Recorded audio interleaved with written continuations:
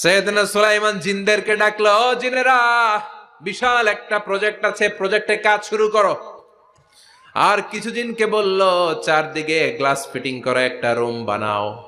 সাইয়েদনা সুলাইমান আলাইহিস সালাম glass fitting করা রুমের ভেতরে ঢুকলেন। এই রুমে ঢুকার দরজা নাই, হাতে একটা লাঠি নিলেন। কি নিলেন?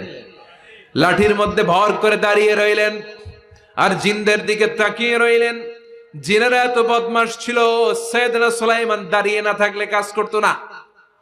ছিল ফাঁকিবাজ। কি ছিল? দাঁড়ায় না থাকলে আজও লোকজন কাজ করতে চায় না, ঠিক কিনা?